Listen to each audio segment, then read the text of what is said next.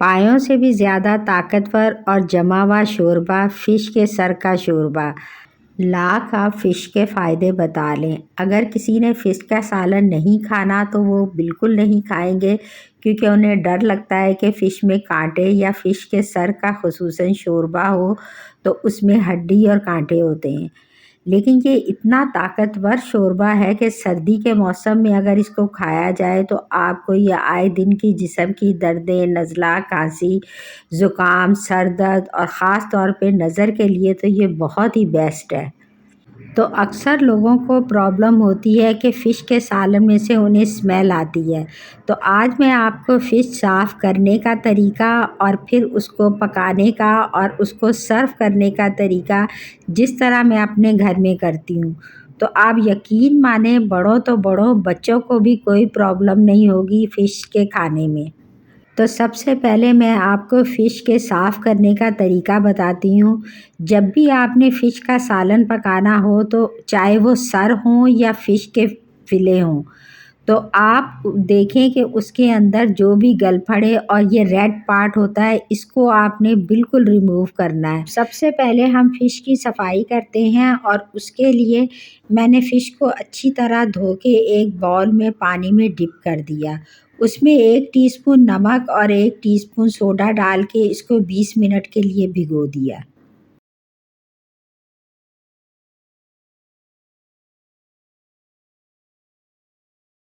फिर तकरीबन 20 मिनट बाद फिर उँगली या अंगूठे की मदद से तमाम गलफड़े इसके अंदर से निकाल लूँगी।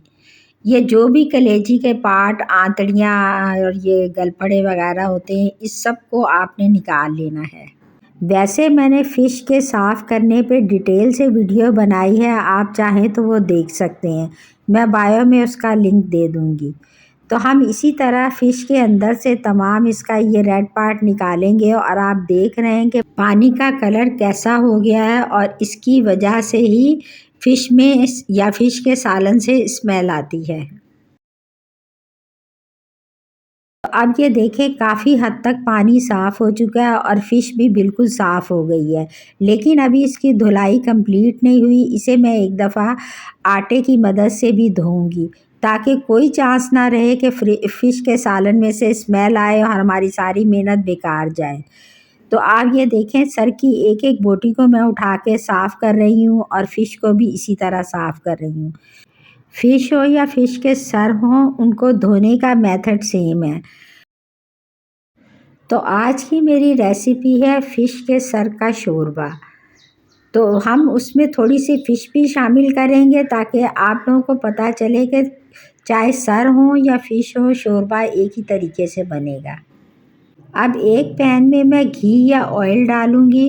क्वार्टर कप मैंने घी लिया है, उसमें मैं फ़िश के सर का एक-एक पीस करके रख दूँगी। फ़िश को पहले मैंने कोई चीज़ से मैरिनेट नहीं किया था। हाफ़ टी स्पून मैंने इसमें नमक छिड़क दिया है और क्वार्टर टी स्पून मैंने अजवाइन छिड़क दी है।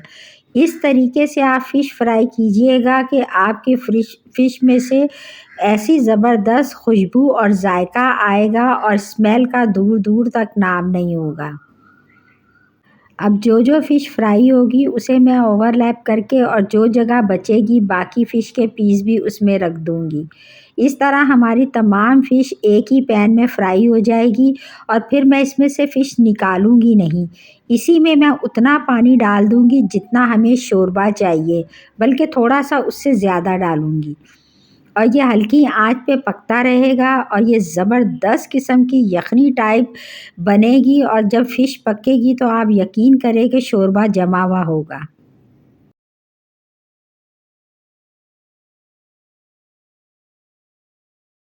अब जब तक फ़िश हमारी पक रही है हम उसकी ग्रेवी तैयार करते हैं। उसके लिए मैंने 2 मीडियम साइज़ के प्याज़ और 2 टमाटर लिए हैं। फ़िश मेरे पास 1 किलो से थोड़ी-सी ज़्यादा है, तो उसके लिए 2 प्याज़ और 2 टमाटर काफ़ी हैं। उनको मैंने ग्राइंड कर लिया है। ग्राइंड बिल्कुल बारीक पेस्ट मैंने इनका बनाया है। अब बाकी स्पाइसेस डालूँगी। 1 टीस्पून मैं इसमें लहसुन अदरक का पेस्ट शामिल करूँगी, हाफ़ टी स्पून हल्दी, 1 टीस्पून कश्मीरी लाल मिर्च, 1 टेबलस्पून सूखे धनिए का powder, half tea spoon regular मिर्च और हाफ़ टी स्पून ही अभी फ़िलहाल मैंने इसमें नमक डाला है। बाकी हम चख के बाद में डाल लेंगे। अब एक पैन में हम क्वार्टर कप घी लेंगे और फिर उसमें कुछ खड़े गरम मसाले डालेंगे, जिनमें काली मिर्च, लौंग, दालचीनी और इलायची वगैरह होगी।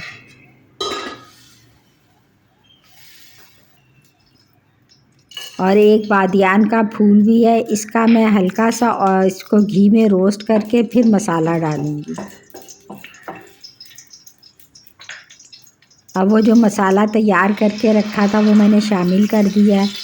अब इस पॉइंट पे हमें इसमें कोई चीज़ नहीं डालनी क्योंकि सब स्पाइसेस हमने डाल दिए हैं। अब मसाले की भुनाई करेंगे अच्छी तरह, क्योंकि ये मसाला कच्चा था इसलिए हमें थोड़ा टाइम लगेगा, तो इसकी भुनाई पे आपने कॉम्प्रोमाइज़ नहीं करना।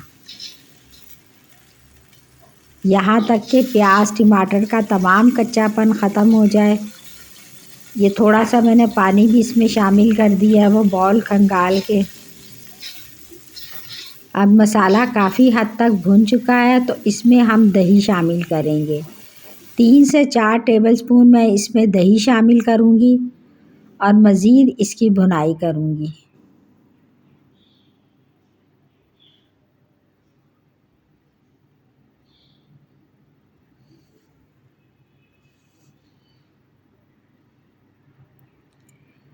दही का पानी खुश्क होने तक हमने इसको पकाना है।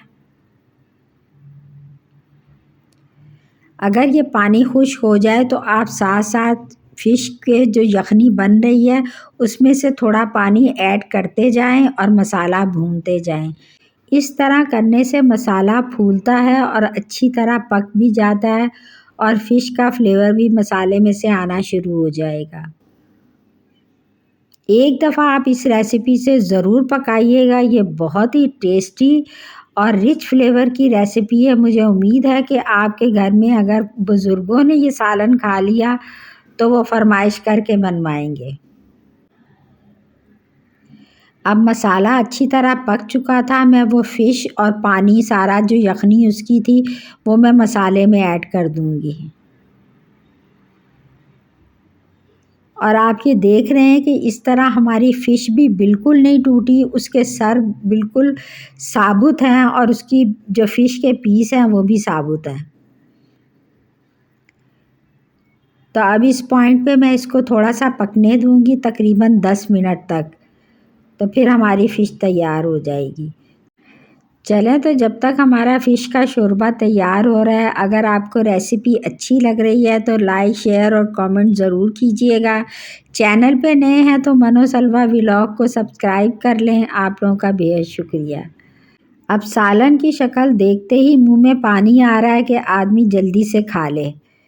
तो ये बहुत ही टेस्टी और ज़ायकेदार है और एक मैं आपको तरीका बताऊँगी जिस तरह मैं इसको अपने घर में सर्व करती हूँ। तो उसमें बच्चे भी बड़े आराम से खा लेते हैं और बड़े भी बुज़ुर्ग भी बड़े आराम से खा लेते हैं कि कोई काँटा या हड्डी उसमें नहीं होती। थोड़ी-सी मेहनत तो है लेकिन अपनी फैमिली के लिए आदमी को मेहनत करनी चाहिए।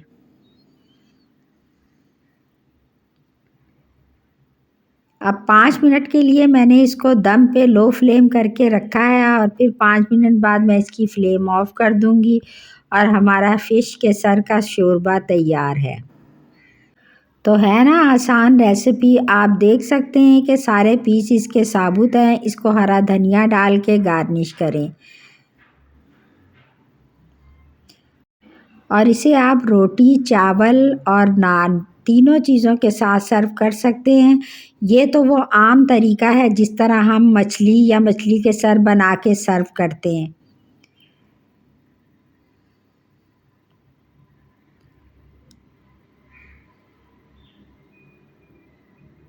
ज़बरदस्त टेस्ट। अब ये वो तरीका है कि जो मैं अपने घर में सर्व करती हूँ। मैं फ़िश के सर के तमाम पीस निकाल लेती हूँ और फिर इसमें से तमाम काँटे और इसकी हड्डियाँ अलहदा कर लेती हूँ और इसको इस तरीके से निकालती हूँ कि फ़िश भी बहुत मैश ना हो, उसके पीस रहें और कांटे और हड्डियां अलग हो जाएं। और आप यकीन माने कि घर वाले दुआएं देते हैं और बड़े शौक से खाते हैं कि कोई कांटा या कोई हड्डी सालन में नहीं होती और बेफिक्र होके बच्चे बड़े सब खाते हैं। तो इस तरीके से बारीक कांटा भी निकल जाता है।